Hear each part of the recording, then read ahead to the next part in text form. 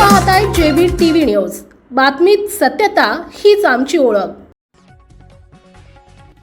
दोंडाईचा नंदुरबार चौफुलीवर सापळा। 47,000च्या घरफोडी प्रकरणी तरुण अटकेत। राऊळनगर घरफोडीचा उलगडा। पोलिसांच्या कारवाईत दागिन्यांसह आरोपी ताब्यात।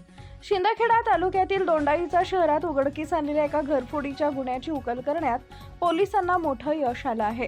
गेल्या 29 सप्टेंबर रोजी दोंडाईचा येथील राऊळनगरमधील ओमप्रकाश सोनवणे यांच्या घरातून 47,000 रुपये किमतीचे सोन्या चांदीचे दागिने आणि रोख रक्कम चोरीला गेली होती।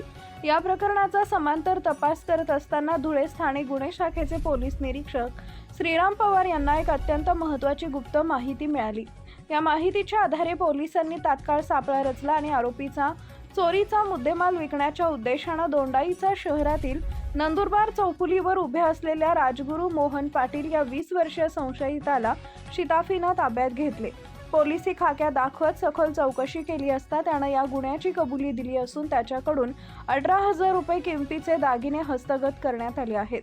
पोलीस अधीक्षक श्रीकांत धिवरे यांच्या मार्गदर्शनाखाली स्थानिक गुन्हे शाखेच्या पथकाने ही एक महत्त्वपूर्ण कारवाई केली असून या अटकेमुळे परिसरातील आणखी काही चोरीचे गुन्हे उघडकीस येण्याची दाट शक्यता निर्माण झाली आहे।